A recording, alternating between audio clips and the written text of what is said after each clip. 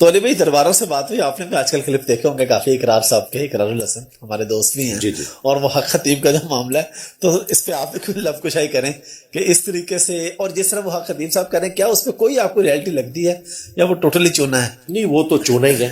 ٹھیک ہے, حقیقت بات ہے کہ اگلے لوگ بھی یہی کچھ کرتے تھے, ان سے بہتر فارم میں ڈیوڈ کاپرفیلڈ کر لیتا ہے. اس نے تو میرے بھائی 90s میں اسٹیچو آف لبرٹی غائب کر دیا تھا ایلوژن کی وجہ سے. وہ تو بعد میں اس نے بتایا کہ میں نے کیا کیا. اچھا, وہ بھی نہیں کہتا میں نے جادو کیا. وہ اس کی ویڈیوز رکھی ہیں, دیوار چین میں ایک طرف سے داخل ہوتا ہے دوسری طرف سے نکل جاتا ہے, پورا بوئنگ جہاز غائب کر دیتا ہے, ٹرین غائب کر دیتا ہے, ایک بندے کے 2 ٹکڑے کر کے جوڑ دیتا ہے, ہوا میں اڑتا ہے, پانی پہ چلتا ہے, سب کچھ ایلوژن کیمرے کا کمال کرتا ہے.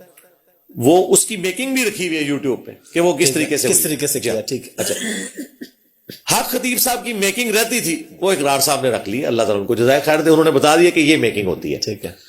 اب رہا معاملہ, اقرار صاحب نے جب یہ ایکٹیویٹی سٹارٹ کی تھی تو میں نے سپورٹ کیا, میری فون پہ بھی ان سے بات ہوئی تھی. ٹھیک ہے.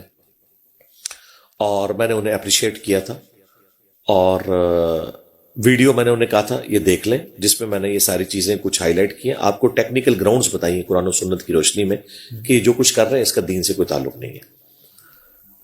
اب جس طریقے سے انہوں نے اس کے اوپر گرفت کی, اس پہ تو مجھے کوئی اختلاف نہیں ہے. ٹھیک ہے. لیکن چونکہ آپ نے مجھ سے پوچھ لیا, میں ابھی تک کیمرے میں بول نہیں رہا تھا, میں نہیں چاہتا تھا کہ اقرار صاحب کی دعوت کی کاز کو کوئی نقصان پہنچے. ٹھیک ہے.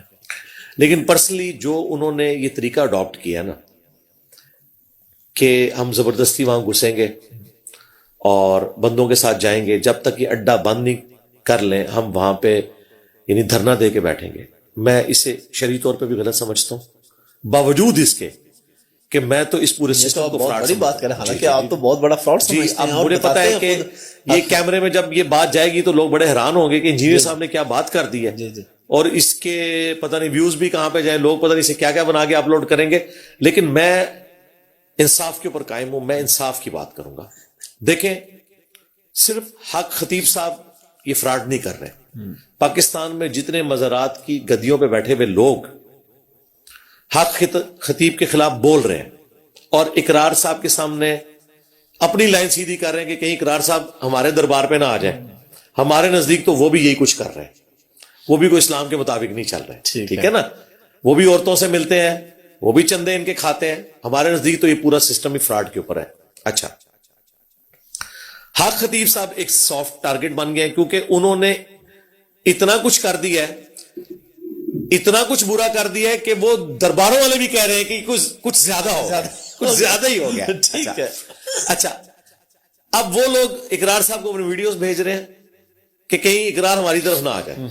ٹھیک ہے, تو وہ کہہ رہے ہیں کہ یہ تو جعلی ہے, ہم اصلی ہیں. بھائی یہ سارے کا سارا سسٹم ہی فراڈ پہ ہے ہمارے نزدیک. ٹھیک ہے. اچھا, ہم قرآن و سنت سے اسے ثابت بھی کرتے ہیں اللہ کے فضل سے.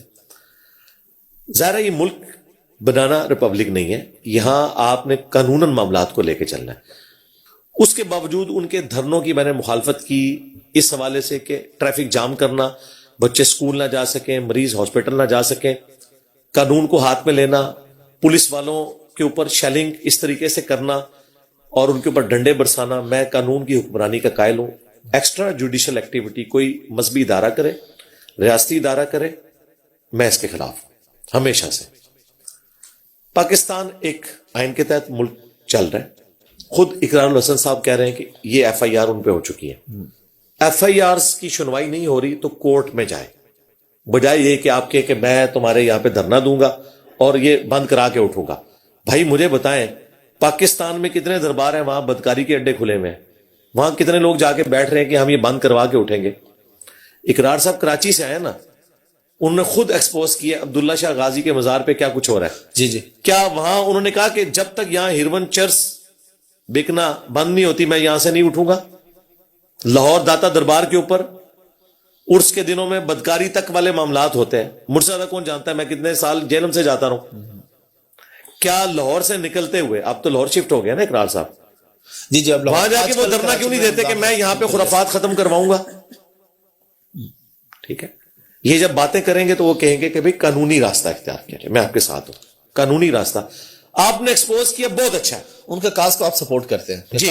لیکن یہ جو آگے چل پڑے ہیں نا, جی کہ میں اب ڈی سی نے کاغذ نکال دیا تو کہتے ہیں میں پھر بھی جاؤں گا, بھائی اگر آپ قانون کو ہاتھ میں لیں گے نا تو میں آپ کو آج پیش گوئی کر رہا ہوں، حق خطیب جو کچھ کر رہا ہے نا یہ بچ نکلے گا قانون کی آڑ میں اور پھنس جائیں گے، یہ مظلوم بن جائے گا حق خطیب. جی مظلوم بھی بنیں گے اور قانون میں بھی وہ بچ جائے گا، اور اقرار صاحب پھنس جائیں گے. اگر دفعہ 144 لگائی گئی ہے اور یہ سارے معاملات ہوئے ہیں تو ان کو فالو کرنا چاہیے. دیکھیں میں انصاف کے ساتھ کھڑا ہوں.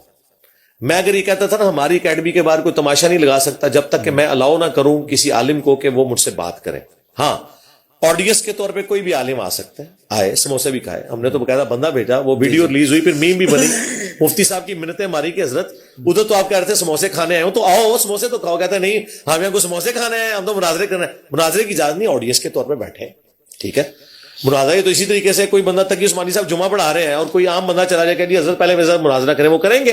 ہمیں تو سارے مشورہ دیتے ہیں. اس طرح دنیا میں نہیں ہوتا، دنیا میں آپ نے اخلاقی رویوں کے ساتھ چلنا ہوتا ہے. یہ ٹاپک آپ نے چھیڑ دیا تو میں پھر اسی پہ آ جاتا ہوں. میرا نہیں میں وہ بات مکمل کر لوں نا. جی جی پلیز. اقرار الحسن صاحب کی کاز درست ہے، ٹھیک ہے. شروع میں طریقہ انہوں نے بڑا اچھا اڈاپٹ کیا.